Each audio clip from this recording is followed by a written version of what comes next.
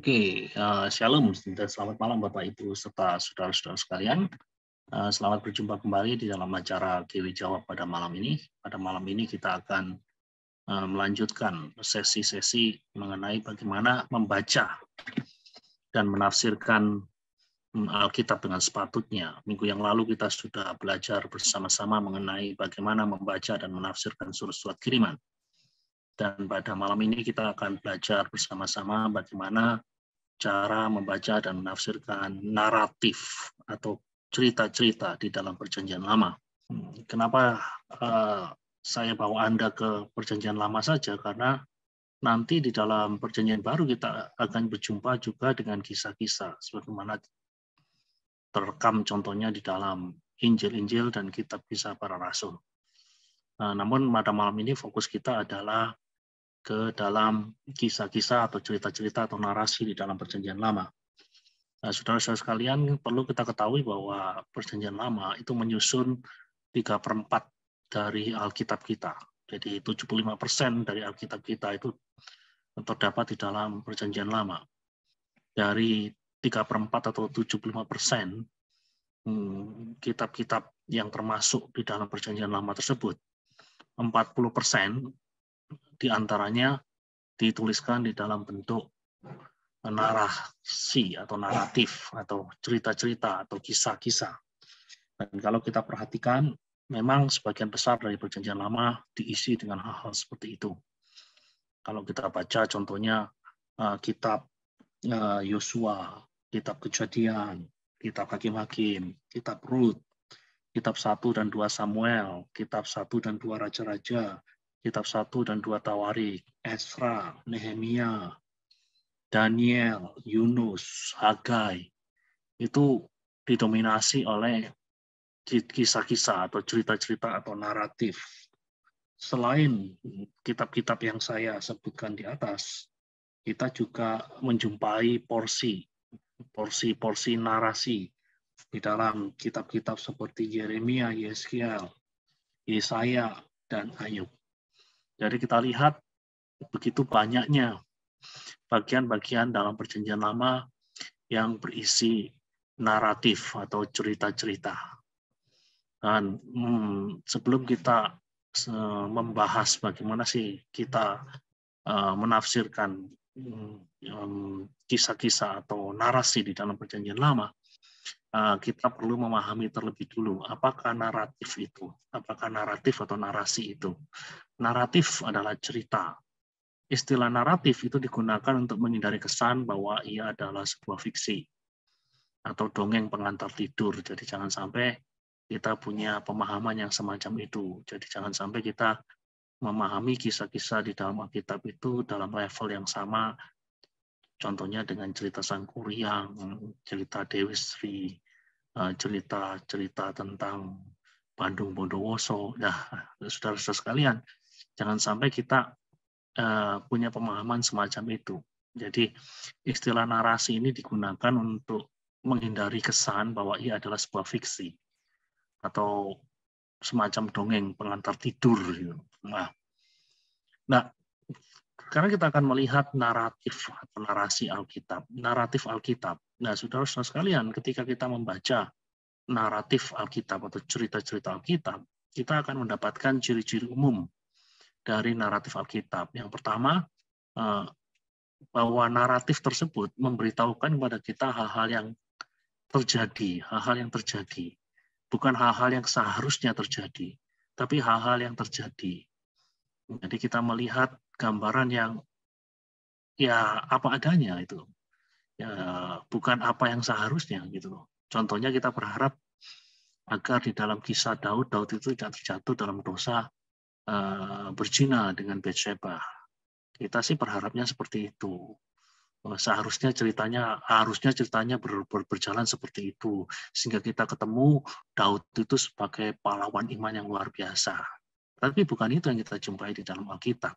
Alkitab bukan memberitahukan pada kita hal-hal yang seharusnya terjadi, tetapi hal-hal yang benar-benar terjadi. Entah itu sesuatu yang baik atau entah itu sesuatu yang buruk, entah itu sesuatu yang positif atau entah itu sesuatu yang negatif. Nah, kemudian kita melihat hal yang kedua, ciri umum dari naratif Alkitab adalah punya alur cerita atau plot. Jadi punya alur cerita, jadi diatur. Jadi ceritanya itu diatur sedemikian rupa sehingga kita bisa mengerti. Contohnya cerita tentang katakanlah air bah. Kita bisa mengerti bahwa ada alurnya, Alurnya apa? Alurnya adalah dunia yang sudah penuh dengan begitu banyak orang-orang yang berdosa. Dan kemudian Allah memanggil Nuh. Allah memanggil Nuh. Ya, mula-mula Nuh bekerja keras untuk memperingatkan generasinya, tetapi mereka tidak mau mendengar sepertinya. Dan akhirnya kemudian dikatakan bahwa Nuh harus membangun air bah karena Allah bermaksud untuk memusnahkan peradaban manusia yang demikian jahat itu. Kemudian air bah terbentuk, hujan turun, dan kemudian banjir besar datang membasmi seluruh peradaban manusia, dan setelah sekian waktu berjalannya banjir surut, dan kemudian Nuh beserta dengan semua makhluk hidup yang ada dalam batra tersebut kemudian turun dan memulai sebuah lembaran baru di dalam sejarah manusia. Nah, kita melihat itu ada alurnya, ada ceritanya. Jadi kita bisa mengerti ceritanya. Kenapa kok batra itu harus dibangun? Nah, kita ngerti. Nah, selain punya alur cerita, yang namanya narasi Alkitab itu punya tokoh-tokoh. Sebagai contoh di dalam kisah tentang Daud dan Goliat, contohnya ada tokoh-tokoh seperti Daud yang menjadi protagonis, menjadi tokoh yang kalau katakanlah menjadi tokoh yang baik, menjadi tokoh yang positif.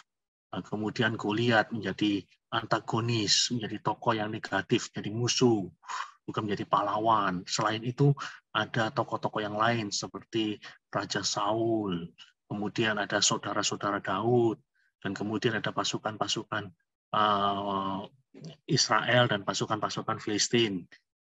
Itu tokoh-tokohnya ada, dan selain itu ada setting itu tempat kejadian dan kapan kejadian itu berlangsung. Nah, itu loh.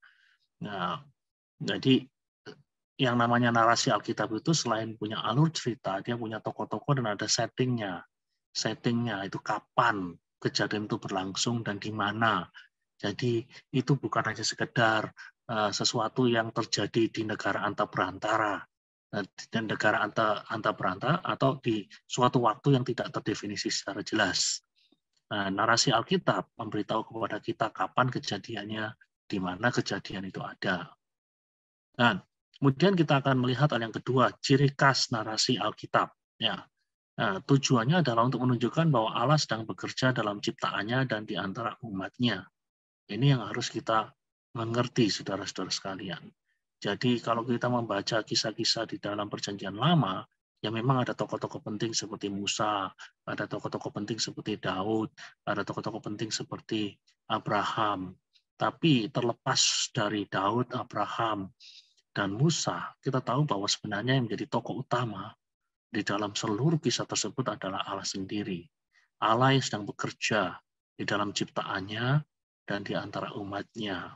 Allah lah yang memanggil Abraham, Allah lah yang membuat perjanjian dengan Musa, Allah lah yang membuat perjanjian dengan Daud, yang nantinya berujung pada sebuah kisah yang dramatis sekali di atas kayu salib ketika Kristus mati untuk menebus dosa umat manusia. Ya, jadi kita melihat bahwa tujuannya itu menunjukkan bahwa Allah sedang bekerja dalam ciptaannya. Bekerja dalam ciptaannya berarti dia bekerja melalui tokoh-tokoh yang terlibat, dia bekerja melalui situasi yang terjadi. Nah, kemudian alur cerita naratif tunggal. Jadi kalau kita perhatikan di dalam Alkitab itu kan narasi tunggal itu banyak sekali. Contohnya di dalam kehidupan Abraham saja kan ada macam-macam narasi. Ada narasi contohnya Abraham, Hagar, dan Sarah itu membentuk satu narasi sendiri. Kemudian Abraham membawa Ishak ke sebuah bukit atau sebuah gunung untuk dikorbankan di sana, itu juga narasi sendiri. Jadi narasi-narasi itu yang disebut dengan narasi tunggal. Narasi tunggal itu banyak sekali di dalam Alkitab. Dan perlu kita perhatikan bahwa alur cerita dari narasi tunggal itu menjadi bagian daripada grand naratif. Nanti akan saya jelaskan. cerita besar. Jadi cerita-cerita kecil ini sebenarnya sedang menjadi bagian dari sebuah cerita besar, di mana yang menjadi tokoh seperti yang saya katakan di dalam bagian terdahulu, bahwa yang menjadi tokoh utamanya adalah Allah.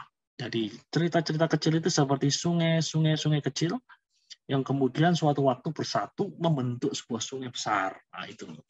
Jadi alur cerita naratif tunggal itu menjadi bagian daripada grand naratif, jadi bagian daripada cerita besar, di mana tokohnya adalah Allah sendiri. Nah, jadi kalau kita melihat di dalam Alkitab kita itu ada yang namanya grand naratif, ada cerita besar, ada kisah besar. Kisah besarnya adalah ada peristiwa penciptaan. Dan peristiwa penciptaan ini yang digambarkan baik, yang digambarkan baik, sempurna sesuai dengan perancangan Allah, pada akhirnya kemudian mengalami suatu hal yang tragis karena manusia yang diciptakan baik itu akhirnya terjatuh ke dalam dosa. Ada kejatuhan, dan kejatuhan ini membawa manusia dan seluruh alam ciptaan di dalam kondisi yang memprihatinkan. Nah, kemudian atas anugerah Allah, Allah menyiapkan sebuah proyek yang namanya penebusan. Nah, penebusan ini pada akhirnya akan berujung pada pemuliaan. Nah, ini sebenarnya adalah grand naratif. Ini adalah cerita besar di dalam Alkitab itu seperti ini sebenarnya. Ada penciptaan, dilanjutkan dengan kejatuhan, kemudian dilanjutkan dengan penebusan, dan pada akhirnya berujung pada pemuliaan. Jadi kalau kita lihat, ini yang bisa kita jumpai di dalam kitab suci. Kitab suci dimulai dengan hadirnya sebuah taman. Hadirnya sebuah taman. Dan kemudian taman tersebut akhirnya hilang oleh karena kejatuhan. Dan kemudian kita melihat di dalam kitab Wahyu, sebuah gambaran yang luar biasa, di mana ada taman yang lain lagi. Nah, itulah sebabnya di dalam bahasa Inggris, kemudian ada istilah paradise lost, paradise regain. Jadi Firdaus yang hilang oleh karena kejatuhan, pada akhirnya kita akan memperoleh apa yang disebut dengan Firdaus yang didapatkan kembali oleh karena peristiwa penebusan. Nah, seluruh cerita di dalam Alkitab itu bisa difahami di dalam kerangka grand naratif ini, di dalam kisah besar ini. Ya. Nah, kalau kita melihat di dalam naratif Perjanjian Lama, di dalam kisah-kisah Perjanjian Lama, itu sebenarnya kita bisa membagi kisah-kisah Perjanjian Lama itu menjadi 3 level ya. Level yang paling bawah itu adalah level yang saya sebut dengan individual naratif. Jadi kisah-kisah individual, kisah Yusuf contohnya, kisah Yusuf di Mesir, jadi apa, itu individual naratif. Musa, masa kecil Musa diselamatkan dari Firaun, itu individual naratif. Dan kemudian ada fokus, ada yang namanya level menengah. Level menengah itu fokusnya adalah di bangsa Israel. Jadi kalau kita bicara mengenai Yusuf itu nggak bisa terlepas sama sekali dengan Israel. Karena Yusuf adalah bagian Israel. Kalau kita bicara mengenai Abraham, kita juga tidak bisa melepaskan diri kita dari Israel. Karena Abraham adalah ya istilahnya boleh dikatakan patriark atau boleh dikatakan adalah cikal bakal dari Israel itu sendiri. Dan kalau kita bicara mengenai Israel, itu nggak bisa dilepaskan dengan grand naratif tadi. Grand naratif itu apa yang kita lihat di sini. Ada penciptaan, ada kesatuan, ada penebusan, dan ada pemuliaan. Nah, jadi kalau kita perhatikan setelah studi kasus kisah Yusuf, teksnya terdapat di dalam Kejadian 39 ayat 50, tokoh insani utamanya adalah Yusuf.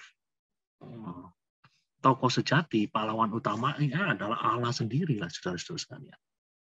Jadi kalau kita perhatikanlah, kalau kita melihat dari kisah Yusuf, level yang paling bawah itu kan berbicara mengenai Yusuf. Itu menceritakan apa yang Allah lakukan dengan seseorang yang kelihatannya tak mungkin mencapai sukses. Itu level yang paling bawah. Level yang paling bawah. Jadi menceritakan apa yang Allah lakukan dengan seseorang yang kelihatannya tak mungkin mencapai sukses. Siapa Yusuf itu? Yusuf hanya seorang budak. Tapi walaupun dia seorang budak, akhirnya bisa mencapai sebuah jabatan yang luar biasa. Menjadi orang kedua terpenting di Imperium Mesir kuno. Nah, di sini kita melihat sesuatu hal yang tidak mungkin. Yusuf dengan kekuatannya sendiri tidak mungkin bisa melakukan hal tersebut. Yusuf tidak mungkin bisa menafsir mimpi seakurat yang seharusnya. Jadi itu semuanya adalah anugerah Tuhan. Jadi di level yang paling bawah ini kita bisa melihat Allah apa yang Allah lakukan dengan seseorang yang kelihatannya tidak mungkin mencapai sukses. Dan kemudian kita akan melihat level menengah, level yang kedua. Kisah Yusuf adalah bagian dari kisah yang lebih besar.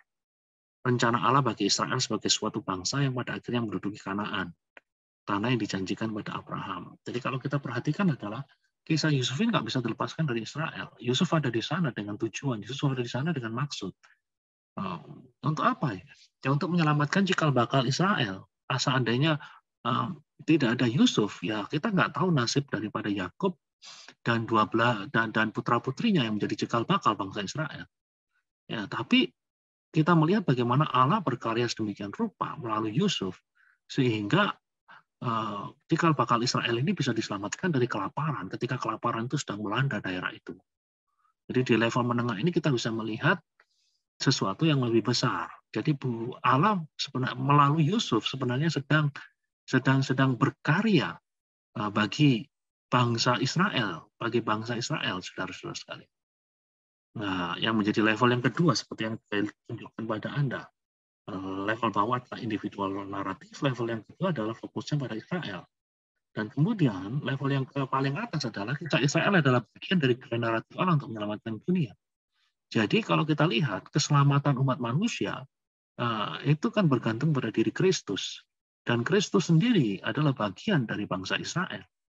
Nah, jadi semuanya terkait. Jadi apa yang Allah lakukan di dalam diri Yusuf itu bukan hanya untuk diri Yusuf, tetapi untuk Israel. Dan apa yang Allah lakukan untuk Israel, itu nggak bisa dilepaskan dari naratif tadi, dari cerita besar, bahwa dia akan menyelamatkan dunia melalui proses penebusan yang dilakukan oleh Kristus, dan Kristus adalah Israel.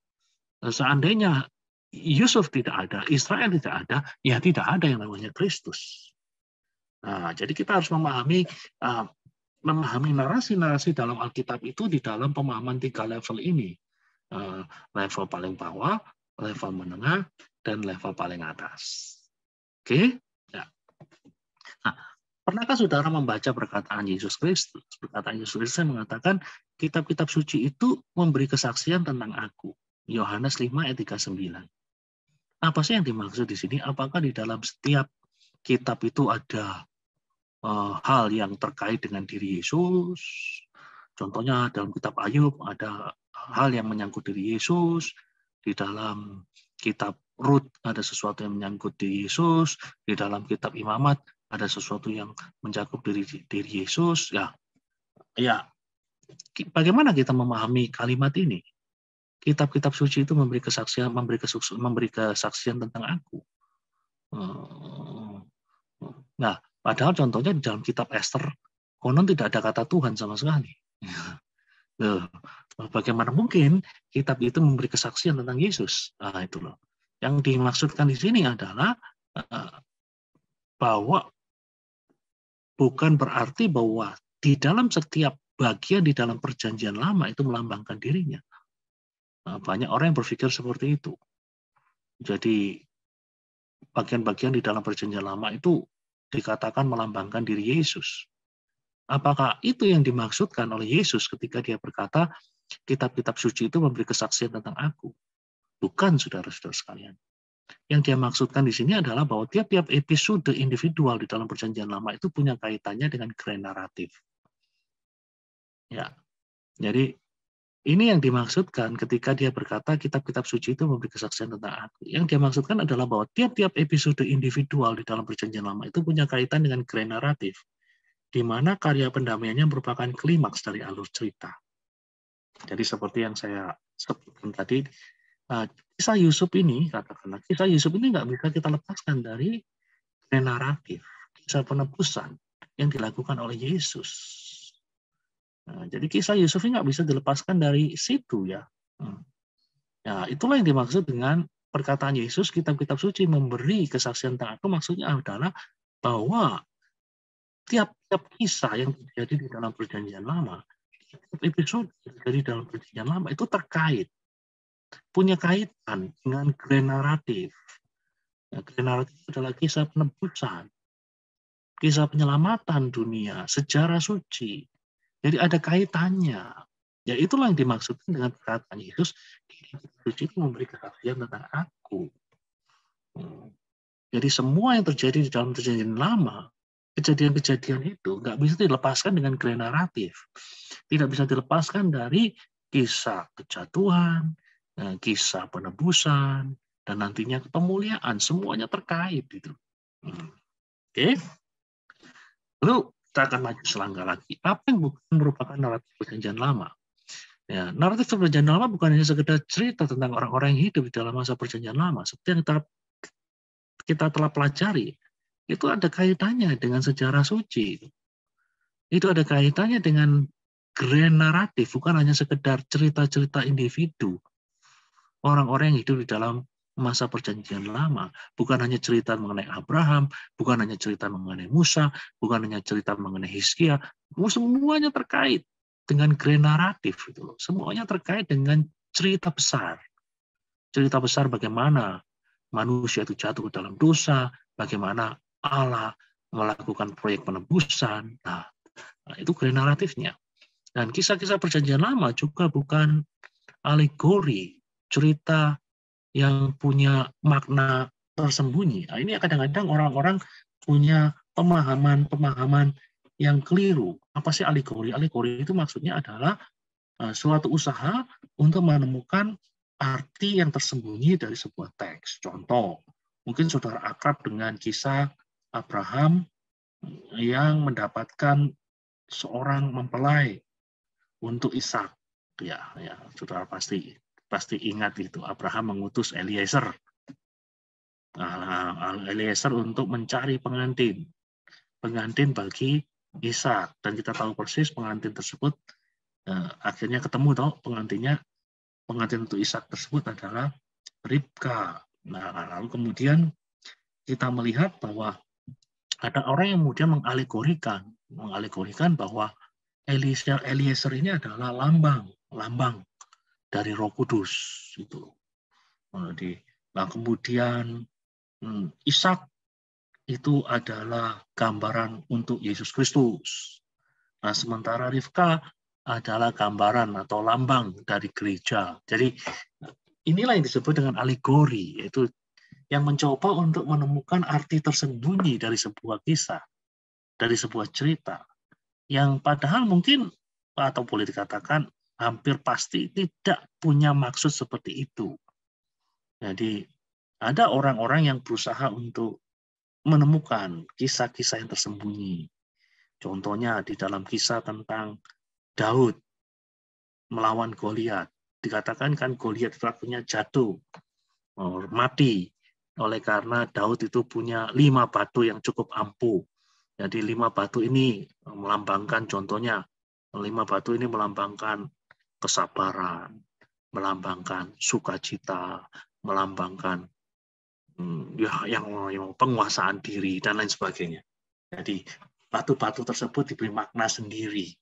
Padahal ya sebenarnya tidak ada makna-makna khusus dari batu-batu tersebut itu. Bagaimana kita bisa menaklukkan raksasa kehidupan? Kita perlu memiliki 5 batu. Contohnya batu kecerdikan, batu kesabaran, batu penguasaan diri, batu sukacita, batu damai sejahtera. Ini yang disebut dengan alegori. Suatu usaha untuk menemukan arti tersembunyi dari sebuah teks. Nah, jadi naratif Perjanjian Lama itu bukan alegori. Dan kemudian bukan selalu mengajar secara langsung. Jadi ya biasa, yang namanya cerita itu kan tidak mengajar secara langsung.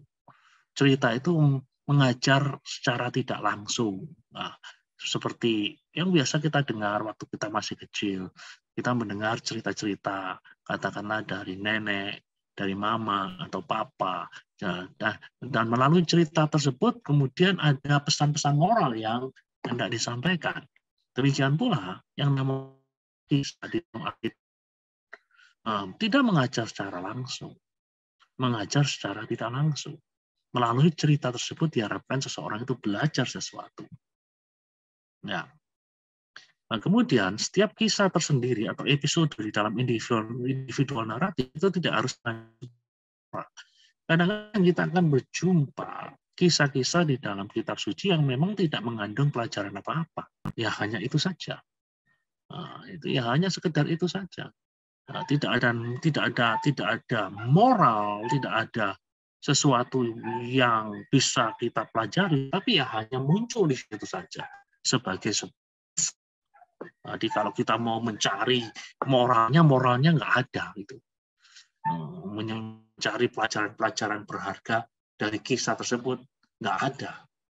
Ya, ada kisah-kisah yang seperti itu, kisah-kisah individual yang tidak mengandung sebuah pelajaran moral. Oke, ada 10 hal penting yang harus kita perhatikan di naratif atau kisah-kisah perjanjian lama. Jadi naratif perjanjian lama itu biasanya tidak secara langsung mengajar sebuah doktrin. Kita tahu persis ada namanya doktrin kejatuhan total. Dan doktrin kejatuhan total itu digambarkan oleh penulis perjanjian lama di dalam bentuk apa? Di dalam bentuk ketidaktaatan Adam dan Hawa melalui kisah tentang pohon di tengah taman. Nah, yaitu ada sebuah doktrin di situ, tapi diajarkan melalui sebuah cerita. Doktrin kejatuhan. Nah, itu. Nah, kemudian naratif perjanjian lama biasanya mengilustrasikan doktrin-doktrin yang diajarkan sebagai sebuah proposisi di tempat yang lain. Jadi naratif perjanjian lama itu biasanya mengilustrasikan doktrin-doktrin yang diajarkan sebagai proposisi. Proposisi maksudnya pernyataan-pernyataan. Nah, jangan berzina contohnya. Kenapa tidak boleh berzina? Karena konsekuensi dari zina itu luar biasa besar. Dan kemudian kita melihat bagaimana naratif perjanjian lama mengilustrasikan di dalam kisah Daud dan Batsheba. Jadi kisah perzinaan Daud dan Batsheba itu kan punya implikasi, punya konsekuensi yang serius. Karena dikatakan di dalam Alkitab bahwa pedang itu tidak akan berlalu, pedang itu akan selalu ada, atau dengan kata lain pertumpahan darah itu akan mewarnai keluarga Daud gara-gara berzinahannya dengan Batsheba. Jadi ada sebuah proposisi itu hanya pernyataan yang tegas, pernyataan yang jelas, jangan berzina. Nah, itu kan jelas, tegas, kita bisa ketemukan di dalam 10 perintah Allah. Tapi kemudian diilustrasikan biasa itu di dalam kisah, dalam naratif perjanjian lama. Nah, itu dalam kisah tentang Daud dan Batsheba. Nah, kemudian naratif perjanjian lama mencatat apa yang terjadi, bukan apa yang seharusnya terjadi. Ya, seperti yang saya katakan tadi, ya mencatat apa adanya. Daud berzina dengan Batsheba. Daud raja yang begitu ya cerdik, tapi cerdiknya betul-betul mematikan. Cerdiknya bukan cerdik dalam pengertian yang positif, cerdik dalam pengertian yang negatif. Ketika dia secara tidak langsung bertanggung jawab atas kematian Uria, suami dari Batsheba, selingkuhan dari Daud. Nah, jadi kita lihat, ya kita sih pinginnya kan, ya Daud kan pahlawan. Jadi kalau boleh sih ya dia nggak berzina, gitu loh. Tapi yang kita lihat adalah bukan apa yang seharusnya terjadi, tetapi apa yang terjadi. Jadi yang perlu kita pahami di sini adalah karena Alkitab dalam hal ini adalah perjanjian lama mencatat apa yang telah terjadi, bukan apa yang seharusnya terjadi, maka tidak semua naratif itu mengandung nasihat sendiri yang dapat dikenal. Jadi dengan kata lain, tidak semua narasi perjanjian lama itu patut untuk diteladani, gitu loh, kasarannya. Ada bagian-bagian yang tidak boleh kita teladani, walaupun itu tercatat di dalam kitab suci. Gitu. Ya, kalau kita lihat sih, contohnya strategi Daud untuk menyingkirkan Uria, itu kan kalau dari sudut pandang istilahnya strategi, itu kan luar biasa, cerdik, halus, tidak ketan. Tapi mematikan dan merugikan dan punya konsekuensi yang negatif sekali. Jadi kita tidak boleh kemudian ya meniru Daud tersebut menggunakan kecerdikan kita, tetapi ujung-ujungnya kemudian mematikan. Ya itu. Jadi kita tidak boleh seperti itu. Kemudian apa yang dilakukan dalam naratif Perjanjian Lama itu tidak harus menjadi teladan bagi kita.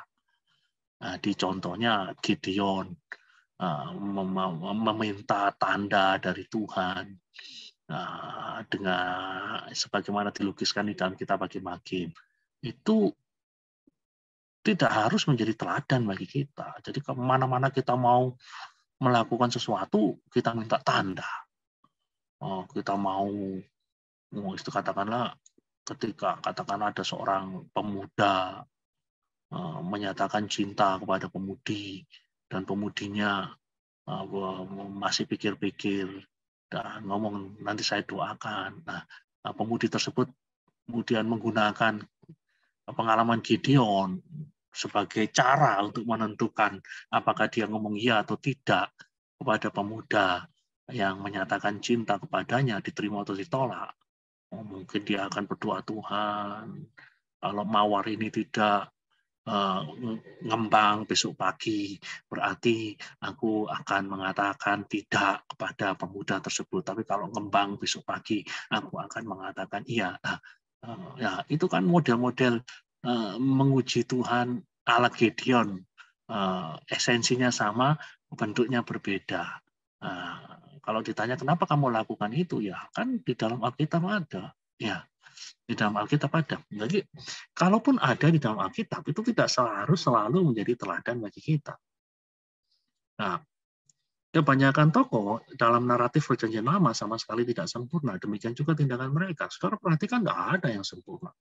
Abraham yang disebut sahabat Allah pun tidak sempurna. Dia pernah menipu Firaun dan mengatakan bahwa Sarah itu bukan istrinya. Nah, dia bukan orang yang sempurna. Dia tidak sabar menanti janji Allah sehingga pada akhirnya menikahi budaknya Hagar untuk mendapatkan keturunan. Musa pun demikian. Musa seorang pemarah dan kemarahannya berujung pada tewasnya seorang Mesir yang membuat dia sekian tahun lamanya harus hidup di padang gurun. Tidak ada yang sempurna, saudara-saudara sekalian. Demikian juga tindakan mereka nggak sempurna. Yusuf pun demikian. Masa mudanya diwarnai dengan kebodohannya dia, ketidakbijakan dia. Dan kemudian yang berikutnya, akhir dari naratif Perjanjian Lama itu kadang-kadang dibiarkan open-ended. Untuk memberi kesempatan pada kita memberikan penilaian berdasarkan apa yang telah diajarkan secara pasti dan langsung di dalam Alkitab. Contohnya kitab Yunus itu kan open-ended, ya. Maksudnya kita nggak tahu kelanjutannya seperti apa sih. Ya dibiarkan terbuka begitu saja. Kalau kalian Anda baca di dalam bagian akhir daripada kitab Yunus, kan Yunus marah-marah sama Tuhan. Marah-marah sama Tuhan dan kemudian kisahnya ya berakhir sampai di situ. Dan kelanjutannya ya Anda diminta untuk menyimpulkan sendiri. Jadi kadang-kadang naratif dari Perjanjian Lama itu dibiarkan open-ended, nggak jelas. Kita diminta untuk berpikir sendiri. Kadang-kadang ada yang jelas, seperti kisah Ruth. Jelas. Kisah Ruth itu kan berakhir dengan happy ending. Ruth akhirnya menikah dengan Boaz. Tapi nggak semuanya gitu. Dan semua naratif itu bersifat selektif dan tidak lengkap. Jadi jangan harapkan kisah-kisah itu lengkap ya, detail. Kenapa nggak ada ini? Kenapa nggak ada itu? Ya memang sifatnya selektif dan tidak lengkap. Jadi kita tidak bisa mengharapkan sebuah kisah yang lengkap, sebuah kisah yang komprehensif, nggak bisa seperti itu. Dan naratif itu tidak ditulis untuk menjawab semua pertanyaan teologi kita itu. Jadi ada bagian-bagian yang nggak pada akhirnya nggak bisa, belum ditemukan jawabnya itu. Naratif itu bisa mengajar secara eksplisit maupun secara implisit. Jadi bisa mengajar, yang paling sering memang implisit, maksudnya secara tersirat. Melalui kisah ini kita diminta untuk menarik pelajarannya. Contohnya melalui kisah perzinahan Daud dan Bathsheba, kita diminta untuk belajar apa di situ? Kita bisa belajar bahwa yang namanya perselingkuhan itu punya konsekuensi yang serius, punya konsekuensi yang merusak. Itu. Tapi kadang-kadang juga ada naratif yang mengajar secara eksplisit itu. Di dalamnya ada pengajaran-pengajaran yang jelas-jelas tertulis di sana. Bukan secara implisit, kita diminta untuk menarik kesimpulan sendiri. Tapi ada hal-hal yang memang betul-betul ya diajarkan secara eksplisit di sana, nggak boleh dilakukan di situ. Cerita tentang lembu emas contohnya. Di situ kan jelas-jelas ada pengajaran yang eksplisit sekali bahwa pemujaan berhala itu tidak diperbolehkan. Dan pada akhirnya yang perlu kita pahami bahwa Allah lah yang menjadi pahlawan sejati di dalam semua naratif Perjanjian Lama. Pahlawan yang sesungguhnya itu adalah Allah. Bukan berarti Daud, bukan berarti Musa, bukan berarti Abraham, bukan pahlawan. Mereka pahlawan tetapi the real hero. Jadi pahlawan yang sejati, pahlawan yang sesungguhnya adalah Allah sendiri. Gitu loh. Oke. Nah, kita sudah melihat ya bagaimana sih kita harus memandang naratif-naratif atau kisah-kisah atau cerita-cerita di dalam Perjanjian Lama. Dan selanjutnya saya akan membawa Anda kembali kepada proses yang selama beberapa minggu ini kita terus-menerus bicarakan, yaitu perjalanan penafsiran yang dimulai dari kota mereka, kemudian kita lakukan dengan mengukur sungai, kemudian kita lakukan proses pembangunan jembatan teologis, baru kemudian kita konsultasi dengan Alkitab, baru kemudian kita aplikasikan ke kota. Kota ini melambangkan zaman di mana kita hidup sekarang ini. Nah, 5 tahap inilah yang harus kita jalani bersama-sama ketika kita menafsirkan kisah-kisah atau narasi, cerita-cerita di dalam Perjanjian Lama. Dan saya akan ajak Anda untuk melihat basic dari melihat perjalanan interpretasi untuk Perjanjian Lama. Dalam hal ini adalah kisah-kisah atau cerita-cerita. Oke. Kita akan lihat yang pertama, teksnya lebih dulu. Ini sebuah contoh yang mungkin akan memudahkan Anda untuk katakanlah nanti kalau Anda putar ulang rekaman dari sesi 8 ini, nantinya Anda bisa gunakan sebagai sebuah pedoman, sebagai sebuah guide untuk membaca dan memahami narasi atau cerita di dalam Perjanjian Lama. Oke, sebagai sebuah sampel, sebagai sebuah contoh, saya akan mengajak Anda untuk melihat Yesua 2 ayat 1 sampai 24. Nah, kalau Alkitab ada di hadapan Anda akan ketemu di situ ada kisah mengenai Rahab, dan Yesua 7 ayat 1 sampai 26 yaitu kisah mengenai Akan. 2 kisah yang mungkin cukup akrab bagi kita yang dibesarkan di sekolah minggu.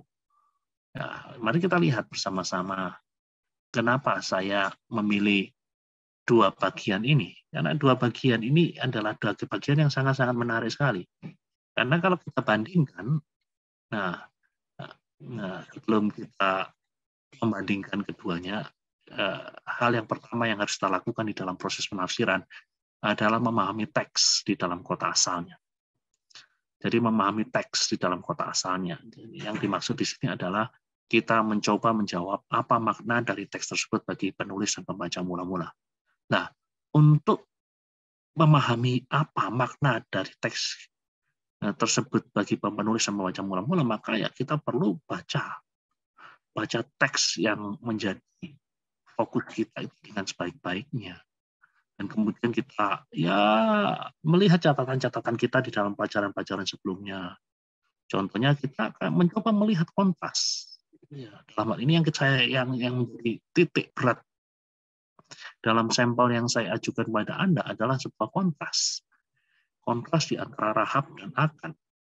Rahab itu adalah wanita, sedangkan Akan adalah pria. Kontras. Wanita, pria. Dan kemudian Rahab itu adalah orang Kanaan, orang kafir. Sementara Akan itu orang Ibrani, yang disebut sebagai the people of God, bagian daripada umat Allah. Kemudian yang lebih parah lagi, Rahab itu adalah pelacur, orang yang tidak terhormat. Nah, sementara Akan adalah orang yang terhormat. Rahab itu harusnya binasa, namun dia survive dan hidupnya bahagia. Nah, sedangkan Akan yang harusnya survive dan hidup bahagia, ujung-ujungnya binasa. Kontras. Nah, Rahab keluarganya survive. Akan keluarganya binasa. Lihat kontrasnya. Rahab menyembunyikan pengintai-pengintai dari Raja Yeriko. Kan Musa mengutus pengintai-pengintai. Dan pengintai-pengintai tersebut bersembunyi di rumah Rahab. Dan Rahab yang menyembunyikan pengintai-pengintai tersebut dari Raja Yeriko. Akan pun menyembunyikan. Menyembunyikan apa? Menyembunyikan barang jarahan dari Yosua dan Allah. Sama-sama menyembunyikan. Rahab menyembunyikan pengintai di atas, di atap. Sementara Akan itu menyembunyikan jarahan itu di bawah tendanya. Rahab itu takut akan Allah Israel. Sementara Akan tidak takut akan Allah Israel. Kalau dia takut, tidak mungkin dia akan menyembunyikan jarahan di bawah tenda. Kemudian Rahab itu hanya mendengar saja mengenai Allah Israel. Namun dia percaya. Dan sementara Akan ini pernah melihat tindakan-tindakan Allah yang luar biasa. Bagaimana Allah memimpin bangsa mereka. Bagaimana Allah memelihara mereka di padang gurun. Melihat tindakan Allah. Melihat karya Allah. Namun tidak percaya. Kontras toh. Dan Rahab rumahnya aman ketika seluruh Yeriko terbakar. Seluruh Yeriko dibakar. Namun rumah Rahab aman. Dan Akan yang menarik adalah seluruh tenda akan terbakar. Ketika tenda-tenda dari rekan-rekan sebangsanya aman. Rahab pada akhirnya menjadi seperti orang Israel. Walaupun dia orang Kanaan, pada akhirnya dia menjadi bagian daripada Israel dan tetap hidup. Nah, sementara Akan dia seperti orang Kanaan, binasa di dalam ketidakpercayaan dan ketidaktaatannya. Nah, di sini kita melihat kontras, saudara-saudara sekalian. Jadi apa yang kita bisa pelajari di sini? Nah, di dalam pertanyaan pertama, apa makna dari teks tersebut bagi penulis dan pembaca mula-mula? Jawabannya adalah setelah kita meneliti, kita melihat, kita melakukan observasi, maka kita bisa menemukan ini. Kisah Rahab dan Akan. Jadi Rahab, pelacur Kanaan itu dikontraskan dengan Akan, orang Israel. Rahab percaya kepada Allah Israel dan mempercayakan hidupnya kepadanya yang menghasilkan pembebasan dirinya dan keluarganya dari kehancuran Yeriko. Akan tetapi Akan itu meremehkan Tuhan. Walaupun dia bagian dari umat Allah, dia meremehkan Tuhan. Dan mengabaikan perintahnya yang keras. Akibatnya apa? Ya kematian. Harus dihadapi, dan bukan hanya dia, tapi keluarganya juga mendapatkan konsekuensi yang mengerikan itu. Nah, ini yang bisa kita tangkap dari yang pertama, step yang pertama, memahami teks dalam kota asalnya. Nah, kemudian kita lihat step yang kedua, mengukur lebar di sungai yang harus diseberangi. Pertanyaan yang harus kita jawab di sini adalah apa yang menjadi perbedaan-perbedaan di antara pembaca mula-mula dan kita. Bedanya mereka dan kita itu apa? Nah, ini sebenarnya nggak terlalu susah. Untuk kisah Rahab dan Akan, itu kita berada di bawah perjanjian yang berbeda dengan Akan. Situasi kita berbeda. Jadi mereka hidup di dalam konteks perjanjian lama, sedangkan kita hidup dalam konteks perjanjian baru. Situasinya pun berbeda. Hari ini kita sebagai jemaat GSI Grogol tidak berada dalam proses penaklukan. Kita tidak sedang terlibat di dalam apa yang disebut dengan Holy War atau Perang Suci. Kita aman-aman saja. Dan kita pun bukan orang Kanaan atau pelacur yang tinggal di kota yang akan ditaklukkan. Jadi Allah tidak memberikan kita perintah spesifik yang sama seperti yang dia berikan pada Akan. Jadi beda. Ada banyak perbedaan. Ada banyak perbedaan di antara kita dan mereka. Nah, ini yang saya sebut dengan mengukur lebar dari sungai yang harus diseberangi. Dan kemudian yang ketiga adalah menyeberangi jembatan. Dengan membuat apa yang disebut dengan prinsip teologi. Jadi pertanyaan yang hendak kita jawab adalah apakah yang menjadi prinsip teologis, apa yang menjadi amanat utama? Apakah yang menjadi pesan utama dari kisah-kisah yang sudah kita baca ini? Nah, apa yang kita lakukan di sini sebenarnya adalah mengidentifikasi atau mengenali kemungkinan adanya kesamaan di antara situasi pendengar Alkitab dengan kita. Jadi beda dengan sungai yang tadi ya. Kalau sungai yang tadi fokusnya adalah beda. Kalau yang jembatan ini fokusnya adalah sama. Apa yang sama? Apa yang mirip di antara pendengar Alkitab dengan kita? Nah, dan kemudian kita coba cari kesamaan-kesamaan tersebut dari teks.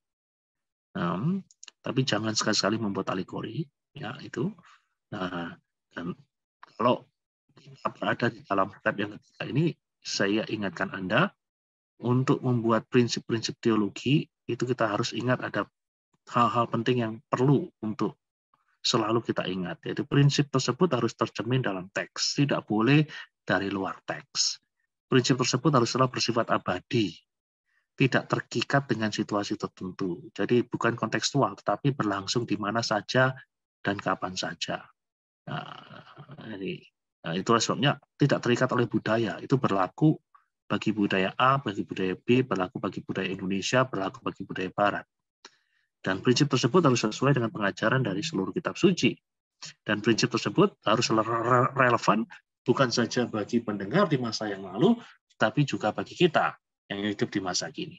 Jadi dari kisah Rahab dan Akan kita bisa menarik prinsip teologi seperti ini.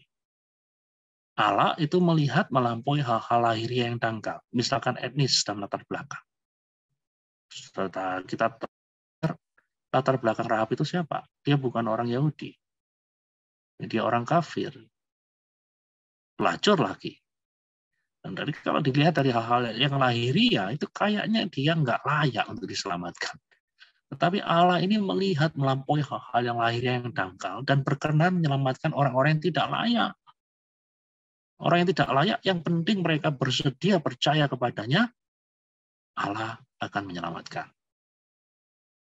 Yang penting dia mau beriman kepada Allah, maka dia akan diselamatkan. Dengan kata lain, kita melihat sesuatu yang luar biasa di sini, pengajaran bahwa keselamatan itu terjadi bukan oleh karena faktor etnis, bukan terjadi oleh karena faktor latar belakang, tapi keselamatan itu terjadi oleh karena faktor iman. Nah, di sini kita melihat salvation by faith, konsep keselamatan oleh karena iman. Yang kedua, Allah adalah Allah yang penuh kasih karunia, tetapi penghakiman akan datang kepada mereka yang meremehkan dia dan memperlakukan dia seolah-olah tidak ada.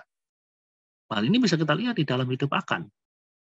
Identitas formal dari Akan sebagai bagian dari umat perjanjian itu bukanlah jaminan dari keselamatan. Nggak peduli dia orang Israel, nggak peduli dia punya punya status sebagai warga yang terhormat.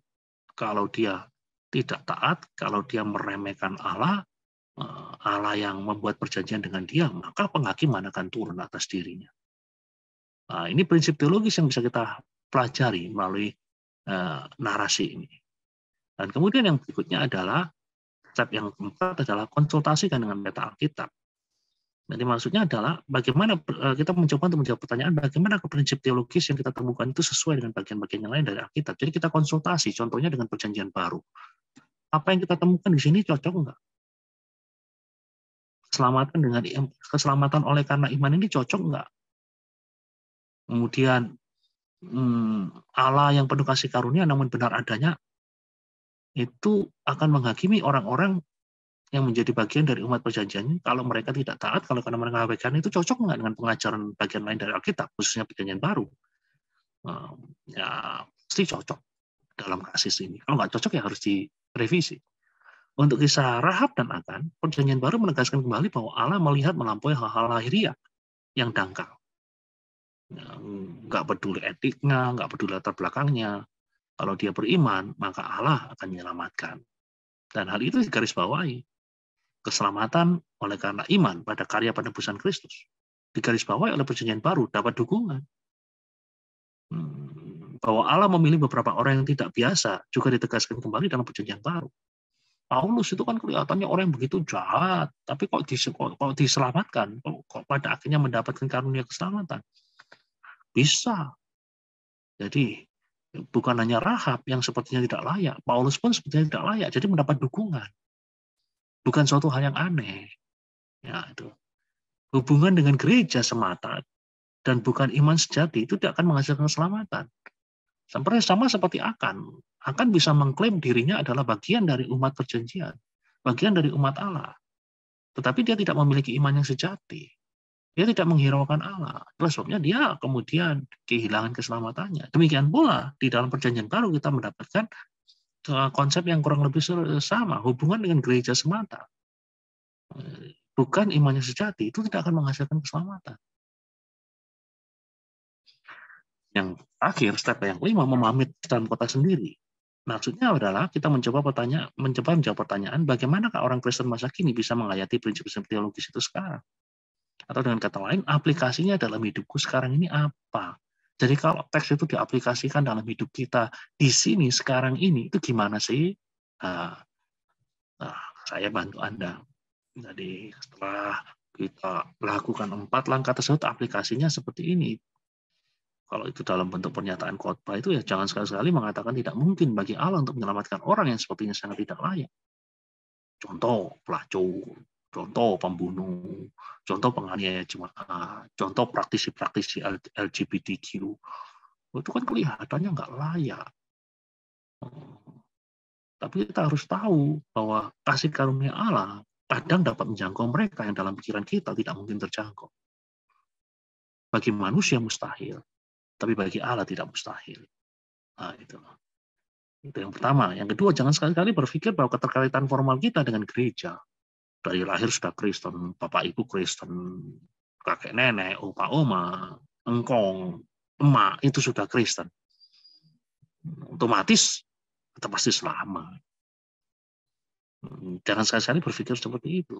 Jika kita memperlakukan Allah seperti Akan, menganggap dia tidak ada, penghakiman ilahi cepat atau lambat akan turun atas diri kita. Nah, itulah pelajaran pada hari ini, pada sesi yang ke-8, bagaimana kita membaca dan menafsirkan kisah-kisah perjanjian lama.